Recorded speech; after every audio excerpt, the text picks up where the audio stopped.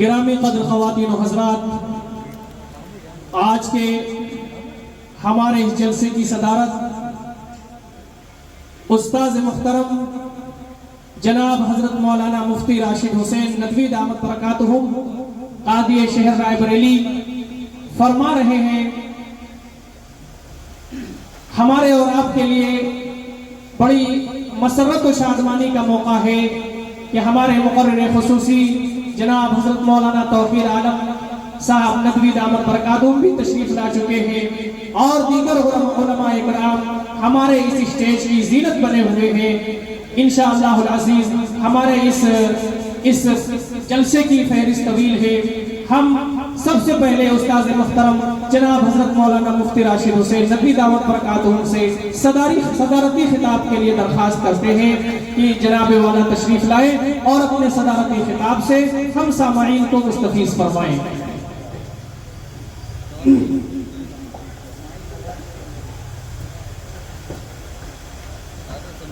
الحمد لله رب العالمين والصلاة والسلام على سيد الأنبياء والمرسلين وعلى آله وصحبه أجمعين، أما بعد. قال الله تبارك وتعالى: أعوذ بالله من الشيطان الرجيم، بسم الله الرحمن الرحيم. لقد جاءكم رسول من أنفسكم عزيز عليه ما عنتم حريص عليكم بالمؤمنين رؤوف رحيم. وقال الله تبارك وتعالى: وما أرسلناك إلا رحمة للعالمين. میرے بھائیوں، عزیزوں اور دوستوں، ماں اور بہنوں اور عزیز بچوں، ہمارے لیے بڑی سعادت کی بات ہے کہ ہم جس جلسے میں شرکت کی سعادت حاصل کر رہے ہیں اس کا عنوان سیرت النبی و مدح صحابہ ہے۔ حضرت صلی اللہ علیہ وسلم کی محبت ہر مسلمان کے دل میں ہوتی ہے، چاہے وہ باعمل مسلمان ہو چاہے بے عمل مسلمان ہو، لیکن دل کے کسی نہ کسی گوشے میں حضرت صلی اللہ علیہ وسلم کی محبت چھپی ہوئی ہوتی ہے۔ کوئی موقع آ جائے اس طریقے کا اس کے اظہار کا تو وہ چھپی ہوئی محبت ظاہر ہو جاتی ہے۔ بعض ایسے لوگوں کی طرف سے اس طرح کی محبتیں ظاہر ہوتی ہیں جن کے بارے میں امید بھی نہیں کی جا سکتی۔ بعض شعراء کے بارے میں یہ بات بتائی جاتی ہے کہ شرابی تھے، کبابی تھے، لیکن شراب پینے کی حالت میں اشعار پڑھ رہے تھے، گنگنا رہے تھے، اور اسی میں کسی نے حضرت صلی اللہ علیہ وسلم کا نام لے لیا تو وہ آپے سے باہر ہو گئے۔ اس طرح کی مجلس میں نام نامی کیوں لیا گیا ہے؟ بے ادبی ہے، گستاخی ہے۔ اسی طرح ہم لوگوں نے جن گھرانوں میں آنکھیں کھولی، الحمدللہ وہ گھرانے ایسے رہے کہ صحابہ کرام کی محبت سے بھی لبریز ہیں، اہل بیت کی محبت سے بھی لبریز ہیں۔ کوئی موقع آ جاتا ہے تو یہ محبتیں ظاہر ہو جاتی ہیں، ورنہ رہتی ہر دل میں، اور خود اس کا مطالبہ بھی ہے۔ حضرت صلی اللہ علیہ وسلم کی محبت کا بھی مطالبہ ہے، اہل بیت کی محبت کا بھی مطالبہ ہے، اور صحابہ کرام سے محبت ہمارے ایمان کا تقاضا ہے۔ حضور صلی اللہ علیہ وسلم کی محبت کے بارے میں خود نبی کریم صلی اللہ علیہ وسلم نے فرمایا: لا يؤمن احدكم حتى اكون احب اليه من والده وولده والناس اجمعين۔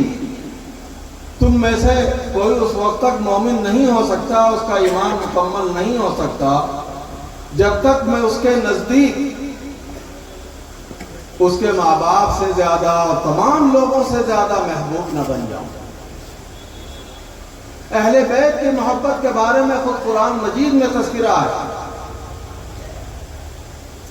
اللہ تبارک تعالیٰ نے نبی کریم صلی اللہ علیہ وسلم کو مخاطب کر کے فرمایا قُلْ لَا أَسْأَلُكُمْ عَلَيْهِ أَجْرًا إِلَّا الْمَوَدَّةَ فِي الْقُرْبَى، آپ فرما دیجئے میں تم سے کوئی سوال نہیں کرتا، دنیا کی کوئی چیز نہیں مانگتا، صرف تم سے کیا مانگتا ہوں إِلَّا الْمَوَدَّةَ فِي الْقُرْبَى، جو عزیز و قریب ہیں میرے ان کی محبت ہونی چاہیے، ان سے تعلق ہونا چاہیے۔ اسی طرح نبی کریم صلی اللہ علیہ وسلم نے بھی اہل بیت سے محبت کی طرف متوجہ کرتے ہوئے فرمایا کہ میں تم میں دو بھاری چیزوں کو چھوڑ کر جا رہا ہوں۔ پھر آپ نے فرمایا ان میں سے ایک تو قرآن ہے۔ پھر آپ نے قرآن کی تعریف کی، اس کی وضاحتیں کی کہ اس میں تمہارے لیے راہ مستقیم ہے، سیدھا راستہ موجود ہے، اس پر عمل کرو گے تو ہدایت پا جاؤ گے۔ اور پھر دوسری چیز کو، دوسری بھاری چیز آپ نے فرمائی، آپ نے کیا فرمایا وَأَهْلَ بَيْتِ، دوسری چیز میرے اہل بیت ہیں۔ پھر آپ نے 3 بار جملہ ارشاد فرمایا اُذَكِّرُكُمُ اللَّهُ فِي أَهْلِ بَيْتِي، اُذَكِّرُكُمُ اللَّهُ فِي أَهْلِ بَيْتِي، اُذَكِّرُكُمُ اللَّهُ فِي أَهْلِ بَيْتِي۔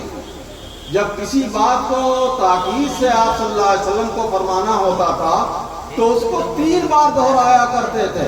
یہاں 3 بار آپ نے دہرایا کہ میں تم کو تذکیر کر رہا ہوں، وعظ و نصیحت کر رہا ہوں اہل بیت کے سلسلے میں۔ 3 بار آپ نے جملہ ارشاد فرمایا۔ حضرات حسنین سے جو آپ کا تعلق تھا، حضرت فاطمہ سے جو آپ کا تعلق تھا، احادیث میں اس کے تذکرے بھرے پڑے ہیں۔ حضرت صلی اللہ علیہ وسلم نے حضرت حسن اور حضرت حسین کے بارے میں کیا فرمایا کہ یہ دونوں میرے دنیا کے پھول ہیں۔ دونوں کے بارے میں آپ نے ارشاد فرمایا سیدہ شباب اہل جنہ، یہ نوجوانان اہل جنت کے سردار ہیں۔ اہل جنت میں جو نوجوان ہوں گے ان کے سردار ہوں گے۔ حضرت فاطمہ کے بارے میں آپ نے فرمایا فاطمہ تو سیدت نساء اہل الجنہ، فاطمہ اہل جنت کی جو خواتین ہوں گی، عورتیں ہوں گی، ان کی سردار ہوں گی۔ حضرت حسن، حضرت حسین، ان کے بارے میں آپ نے ایک موقع پر ارشاد فرمایا اللہم انی احبہما، یا اللہ میں ان سے دونوں سے محبت کرتا ہوں، یا اللہ میں ان دونوں سے محبت کرتا ہوں، فاحبہما، آپ بھی ان دونوں سے محبت فرمائیے، واحب من یحبہما، اور جو ان دونوں سے محبت رکھے اس سے بھی محبت فرمائیے۔ یا حضرت صلی اللہ علیہ وسلم نے ارشاد فرمایا۔ کتنی احادیث اس کے بارے میں سنائی جائیں، لیکن چاہے حضور صلی اللہ علیہ وسلم سے محبت ہو، چاہے اہل بیت سے محبت ہو، اور چاہے صحابہ کرام سے محبت ہو، جن کے بارے میں صاف صاف ارشاد فرمایا گیا وَلَكِنَّ اللَّهَ حَبَّبَ إِلَيْكُمُ الْإِيمَانَ وَزَيَّنَهُ فِي قُلُوبِكُمْ، لیکن اللہ تبارک تعالیٰ نے ایمان کو تمہارے لیے محبوب بنا دیا ہے، پسندیدہ بنا دیا ہے، اور تمہارے دلوں میں اس کو مزین کر دیا ہے۔ وَكَرَّهَ إِلَيْكُمُ الْكُفْرَ وَالْفُسُوقَ وَالْعِصْيَانَ، اور کفر، فسوق اور نافرمانی اور عصیان کو تمہارے لیے ناپسندیدہ بنا دیا ہے۔ قرآن مجید فرما رہا ہے، صحابہ کرام کی شان قرآن مجید فرما رہا ہے۔ چاہے صحابہ کرام سے محبت ہو، چاہے اہل بیت سے محبت ہو، چاہے حضرت صلی اللہ علیہ وسلم سے محبت ہو، ان محبتوں کا انداز کیا ہونا چاہیے کہ کہیں بیٹھ کر بس ایسے ہی کچھ اشعار گنگنا لیے جائیں، کچھ تذکرہ کر دیا جائے، کچھ احادیث سنا دی جائیں، کچھ واقعات سنا دیے جائیں، کہنے والا کہے، سننے والا سنے، اس کے بعد چلے جائیں، ختم ہو جائیں۔ میرے بھائیوں، اسلام اس طرح کی چیز کو کبھی بھی پسند نہیں کرتا۔ اسلام تو سراپا عمل ہے۔ جہاں حضرت صلی اللہ علیہ وسلم سے محبت کو کہا گیا، اہل بیت سے محبت کو کہا گیا، صحابہ کرام سے تعلق کو کہا گیا، وہیں یہ بات بھی کہی گئی کہ محبت کا مطلب کیا ہے۔ خود قرآن مجید میں ارشاد فرمایا گیا، قل ان کنتم تحبون اللہ فاتبعونی یحببکم اللہ ویغفر لکم ذنوبکم۔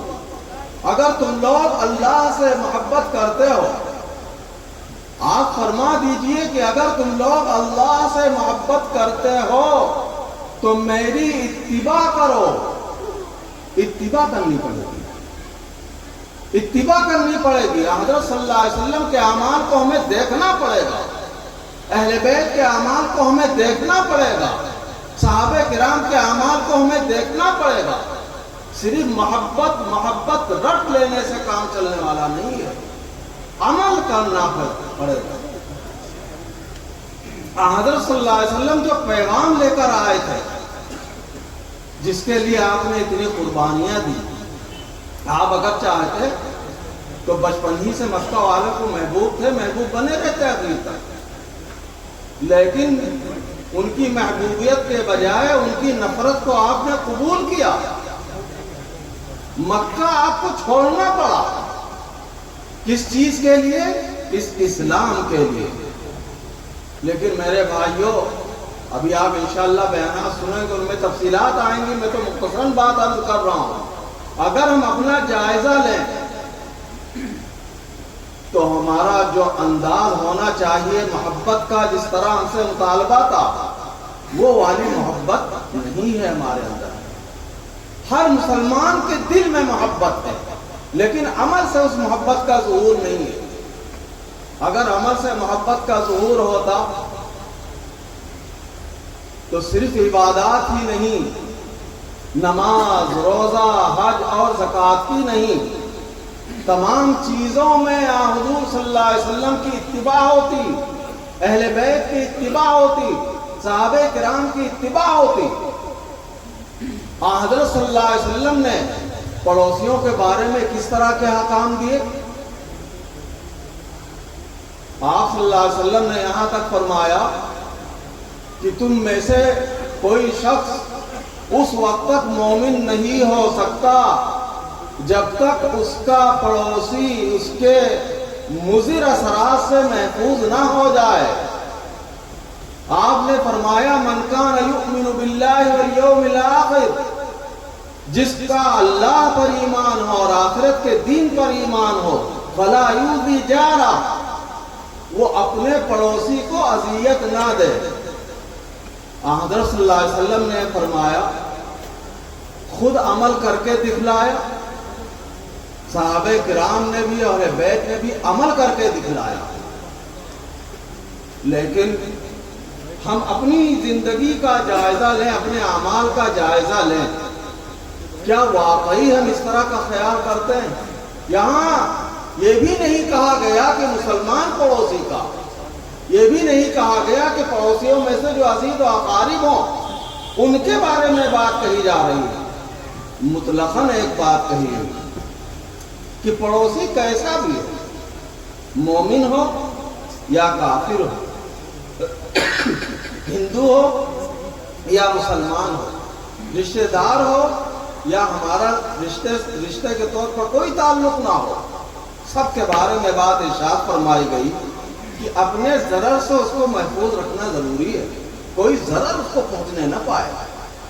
اسی طرح حضور صلی اللہ علیہ وسلم کا اپنے گھر میں بھی خاص طرح کا معاملہ تھا۔ جو بہت ہم میں سے دیندار ہوتے ہیں وہ نماز کے مسائل، روزے کے مسائل، زکوٰۃ کے مسائل، حج اگر اللہ توفیق دے تو اس کے مسائل سیکھتے ہیں کہ حضور صلی اللہ علیہ وسلم نے کس طرح کرنے کو کہا ہے۔ سنتوں پر عمل کرنے کی کوشش کرتے ہیں کہ نماز میں کتنی سنتیں ہیں، لیکن گھر میں رہنے کی کیا سنتیں ہیں، اس کا بھی تو کبھی ہم کو خیال رکھنا چاہیے۔ پڑوسیوں کے ساتھ کس طرح کی سنتیں ہیں، اس کا بھی تو ہم کو خیال کرنا چاہیے۔ یہ جو عبادات ہوتی ہیں یہ تو اپنے فائدے کے لیے ہوتی ہیں، یہ جو اعمال ہوتے ہیں، عملی زندگی ہوتی ہے، معاملات ہوتے ہیں، وہی وہ چیزیں ہوتی ہیں جو معاشرے پر اثر ڈالنے والی ہوتی ہیں۔ اسی وجہ سے ہم کو کوئی غیر مسلم جب دیکھتا ہے تو ہم سے کسی طور پر بھی متاثر نہیں ہو سکتا، ہمارے دینداروں سے بھی متاثر نہیں ہو سکتا جو بہت تہجد گزار ہو۔ کیوں؟ اس لیے کہ دین کا ہمارے اندر جو تصور ہے وہ محدود تصور ہے۔ نماز پڑھیں گے پورا دل لگا کے پڑھیں گے، سجدے طویل کریں گے، تسبیحات خوب اس کے اندر پڑھیں گے، سنتوں کا خیال رکھنے کی بھی کوشش کریں گے اگر دیندار ہیں تو۔ لیکن جو یہ بتایا گیا کہ پڑوسی کے ساتھ کیسا سلوک ہونا چاہیے، اپنے گھر والوں کے ساتھ کیسا برتاؤ ہونا چاہیے، اس کا خیال نہیں ہو پاتا۔ ہم جن گھروں میں رہتے ہیں بہت سارے رشتے اس کے اندر ہیں، ہمارے والدین اس کے اندر ہوتے ہیں، ہمارے بچے وہاں پر ہوتے ہیں، ہماری بیوی وہاں پر ہوتی ہے، ہر ایک کے لیے احکام دیے گئے۔ وَوَصَّيْنَا الْإِنسَانَ بِوَالِدَيْهِ إِحْسَانًا، ہم نے والدین کو وصیت کی، ہم نے بچوں کو وصیت کی کہ اپنے والدین کے ساتھ احسان کا معاملہ کریں، حسن سلوک ان کے ساتھ کریں۔ یہاں تک فرمایا گیا وَلَا تَقُلْ لَهُمَا أُفٍّ، ان کو اف بھی نہ کہو، ماں باپ کو اف بھی نہ کہو۔ کیا مطلب؟ کسی چیز پر اکتاہٹ تک کا اظہار نہ کرو، ان کو برا بھلا کہنا تو دور کی بات ہے، اگر وہ بڑھاپے کی عمر کو پہنچ جائیں، بڑھاپے کی عمر جب ہو جاتی ہے، قرآن میں آیا وَمَن نُعَمِّرْهُ نُنَكِّسُ فِي الْخَلْقِ، جب بڑھاپا طاری ہو جاتا ہے تو آدمی بچے جیسا ہو جاتا ہے، بچے جیسا برتاؤ کرتا ہے۔ لیکن فرمایا گیا کہ اس وقت بھی اکتاہٹ تک کا اظہار نہ ہونا چاہیے۔ اف کا یہی مطلب ہے، ان کو اف نہ کہو، یہ مطلب اس کا نہیں ہے کہ بس اف نہ کہو بقیہ بھی کرتے رہو۔ یہاں فرمایا گیا ہے کہ کسی بھی طرح کی تکلیف ان کو نہ ہونی چاہیے۔ بچوں کے ساتھ شفقت کا معاملہ کرنے کا حکم دیا گیا، اور یہ فرمایا گیا کہ بچوں کو اگر اس خیال اور اس اعتقاد کے ساتھ پیار کرتا ہے کوئی کہ اس میں اللہ نے اجر و ثواب رکھا ہے، تو یہ پیار کرنا بھی ثواب کا باعث ہوتا ہے۔ اور بیوی، ایک رشتہ بیوی کا بھی ہوتا ہے، گھر میں بیوی بھی رہتی ہے، اس کے بارے میں کیا فرمایا حضرت صلی اللہ علیہ وسلم نے کہ تم میں سب سے بہتر وہ ہے جو اپنے گھر والے کے لیے، اپنے گھر والوں کے لیے سب سے بہتر ہو۔ پھر آپ نے فرمایا کہ تم میں سب سے بہتر ہوں اپنے گھر والوں کا خیال رکھنے کے سلسلے میں۔ یہ بھی آپ صلی اللہ علیہ وسلم نے ارشاد فرمایا۔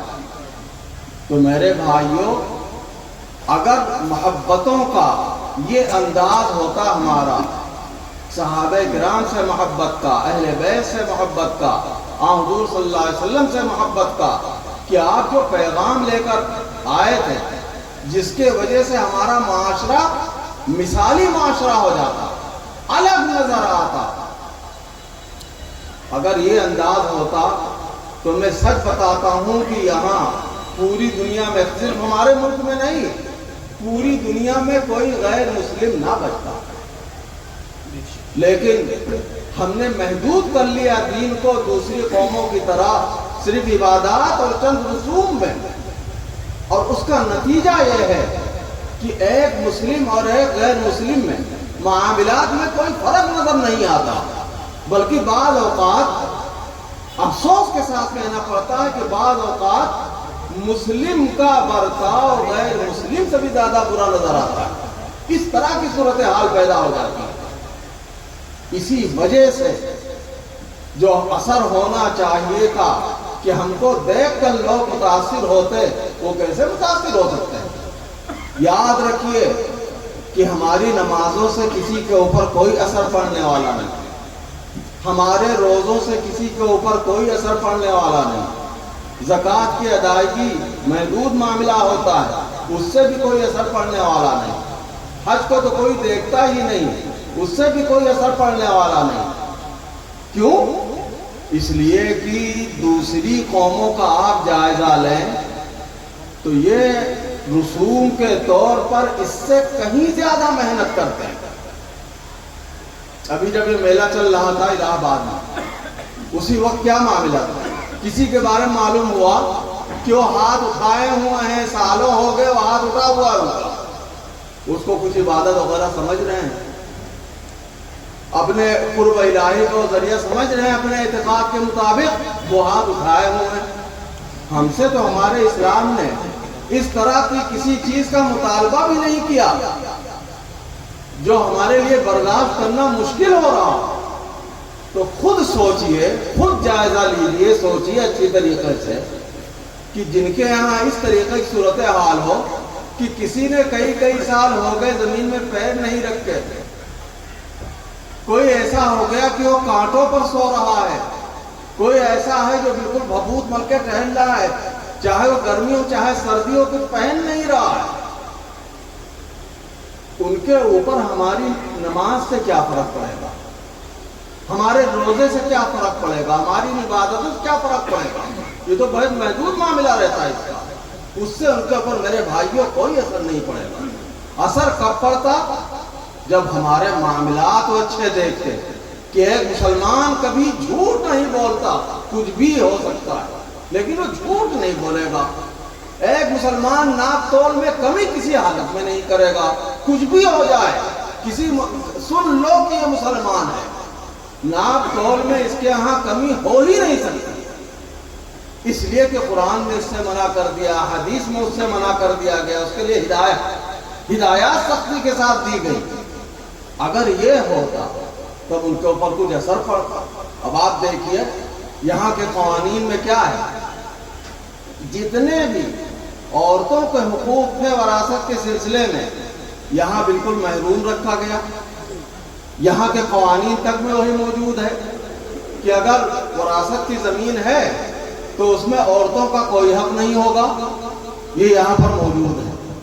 دوسروں کے ہاں ایسے ہی ہوتا ہے، ہو سکتا ہے ان کا کوئی مذہبی معاملہ بھی ہو، لیکن اسلام میں عورتوں کو حقوق وراثت میں بھی دیے گئے.